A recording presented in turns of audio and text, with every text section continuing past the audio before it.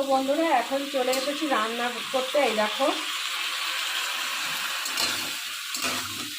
এখানে সিমটা বসিয়ে দিলাম, লবণ হলুদ দিয়ে এখন ঢাকা দিয়ে দিলাম। সিমটা একটু মজলে পরে তারপরে এই যে সর্ষে পেস্টটা দিয়ে দেবো। তো গ্যাসের ফ্লেমটা একটু কমিয়ে দিই, তাহলে আস্তে আস্তে সিমটা ভালো মজে যাবে।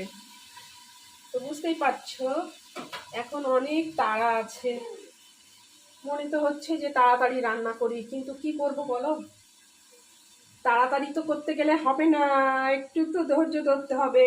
কারণ সিমটা আমি যদি তাড়াতাড়ি রান্না করতে যাই পুড়ে যাবে, মজবে না, ভালো লাগবে না। বুঝতে পেরেছো? কত কিছু ভাবনা চিন্তা করতে হয় আমাদের মেয়েদের। তো এখানে সিমটা হবে, তারপরে আমি ফুলকপিটা ভাজা করব।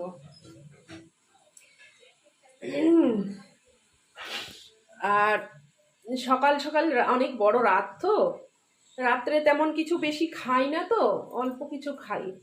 আর সকালে মানে কাজ করতে করতেই খিদে পেয়ে যায়, শীতের বড় রাত কাটিয়ে সকাল সকাল খিদে পেয়ে যায়।